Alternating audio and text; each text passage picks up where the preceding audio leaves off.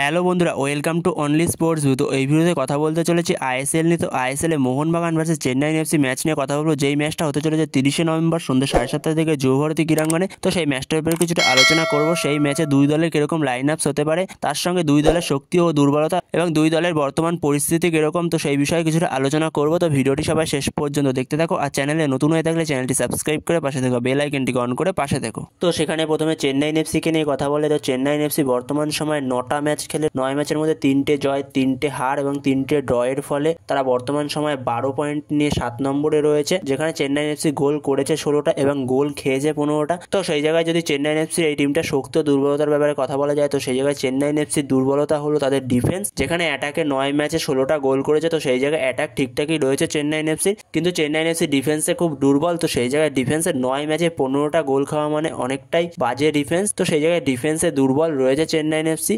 যেখানে চেন্নাই এফসির অ্যাটাকে Wilmar Jordan Gill, Connor Shields, Daniel Chima Chukwu, Lucas Brambilla, Irfan Yadav, Kiyan Nassiri, তো অনেক ভালো ভালো প্লেয়ার রয়েছে চেন্নাই এফসির অ্যাটাকিংয়ে। তো চেন্নাই এফসির অ্যাটাকটা খুব ভালো, কিন্তু ডিফেন্সে তারা একটু দুর্বল রয়েছে। তো এরপরে মোহনবাগানের কথা বলে, মোহনবাগান বর্তমান সময় 8 ম্যাচ খেলে 5টা জয়, 2টো ড্র এবং 1টা হারের ফলে 17 পয়েন্ট নিয়ে 2 নম্বরে রয়েছে। যেখানে বেঙ্গালুরু এফসি 20 পয়েন্ট নিয়ে 1 নম্বরে রয়েছে। মাত্র 3 পয়েন্টের ডিফারেন্স রয়েছে মোহনবাগানের ব্যাঙ্গালোরের সাথে। যেহেতু বেঙ্গালুরু এফসি মহামারান ম্যাচটা 2-1 গোলে জিতে গেছে, তো সেখানে বেঙ্গালুরু এফসি 20 পয়েন্টে পৌঁছে গেছে। তো সেখানে মোহনবাগানের কাছে এই চেন্নাই ম্যাচটা জিততেই হবে। যদি জিততে পারে তাহলে মোহনবাগান 20 পয়েন্টে গিয়ে 1 নম্বরে চলে যাবে। যেখানে গোল সমান সমানই রয়েছে, শুধু জাস্ট জিততে পারলে 1-এ চলে যাবে মোহনবাগান। তো সেখানে এই মোহনবাগান টিমটা সব জায়গাতেই মজবুত, ডিফেন্স অ্যাটাক সব জায়গাতেই মজবুত রয়েছে। তো সেখানে মোহনবাগান গোল করেছে 16টা 8 ম্যাচে এবং গোল খেয়েছে মাত্র 8টা 8 ম্যাচে। তো সেই জায়গায় বোঝাই যাচ্ছে অ্যাটাকটা কতটা সুন্দর, আর ডিফেন্সটাও ঠিকঠাকই রয়েছে মোহনবাগানে। যেখানে ডিফেন্সও খুব সুন্দর করছে মোহনবাগান।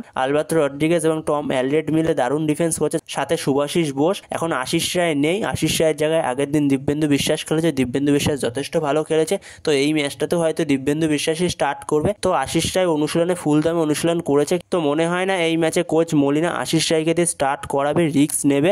তো সেই জায়গায় এই ম্যাচেও দিব্যেন্দু বিশ্বাসই স্টার্ট করবে চেন্নাই ম্যাচে। তো সেখানে এই ম্যাচে গ্রেগ স্টুয়ার্ট শেফ। তো সেই জায়গায় যদি আগের দুটো ম্যাচে গ্রেগ স্টুয়ার্ট থাকতো, আরো হয়তো গোলের ব্যবধান বাড়িয়ে রাখতে পারত, আরো গোল করতে পারতো মোহনবাগান। তো সেই জায়গায় গ্রেগ স্টুয়ার্ট ছিল না দুটো ম্যাচের চোটের কারণে। তো সেখানে গ্রেগ স্টুয়ার্ট এই ম্যাচে ফিরছে তার চোট কাটিয়ে। তো সেই জায়গায় গ্রেগ স্টুয়ার্ট, অনিরুদ্ধ থাপা সবাই এই ম্যাচে ফিরবে। অনিরুদ্ধ থাপা আগের ম্যাচেই ছিল, তো সেই আগের ম্যাচে সাবস্টিটিউটে ছিল, কিন্তু এই ম্যাচে ফিরছে, প্রথম থেকেই হয়তো স্টার্ট করবে এই ম্যাচে। তো সেখানে পুরো টিমটাই পাচ্ছে মোহনবাগান কোচ মলিনা এই ম্যাচে। শুধু আশিস রায়কে হয়তো পাবে না এই ম্যাচটাতে। তো আশিস রায় হয়তো বেঞ্চে থাকতে পারে, কিন্তু বেঞ্চে থাকলেও তাকে দিয়ে হয়তো বা স্টার্ট করাবে না এই ম্যাচে, রিস্ক নেবে না। তো সেখানে মোহনবাগান কোচ মলিনা তার পুরো ফুল টিমটাকেই পাচ্ছে চেন্নাই ম্যাচে। তো সেখানে চেন্নাই কোচ ওয়েন কোয়েল সে 4-1-4-1 ফরমেশনে যেতে পারে মোহনবাগানের বিরুদ্ধে। যেখানে গোলে স্টার্ট করবে মোহাম্মদ নওয়াজ। যেখানে ডিফেন্সে 4 জনের মধ্যে left back লালডিন পুইয়া, right back লালডিন Liana, দুজন সেন্টার ব্যাক হলো, একজন হলো রায়ান এডওয়ার্ডস, আরেকজন হলো বিকাশ ইউমনাম, একজন ডিফেন্সিভ মিডফিল্ড এলসিনিও, আর দুজন নম্বর 10, একজন কনর শিল্ড, আরেকজন ফারুক চৌধুরী, আর দুদিকে উইং থেকে লেফট উইং থেকে ইরফান ইয়াদব, আর রাইট উইং থেকে ভিন্সি ব্যারেটো, আর ওপরে একজন স্ট্রাইকার উইলমার জর্ডান গিল। তো চেন্নাই কোচ ওয়েন কোয়েলের মোহনবাগানের বিরুদ্ধে এরকমই ফরমেশন হতে চলেছে। তো এরকম একটা ফরমেশন নিয়েই নামবে মোহনবাগানের বিরুদ্ধে চেন্নাই কোচ ওয়েন কোয়েল। তো এরপরে মোহনবাগান কোচ মলিনা সে এরকম ফরমেশন নিয়ে নামতে পারে। তো মোহনবাগান কোচ মলিনা চেন্নাই এফসির বিরুদ্ধে 4-2-3-1 ফরমেশনে যেতে পারে।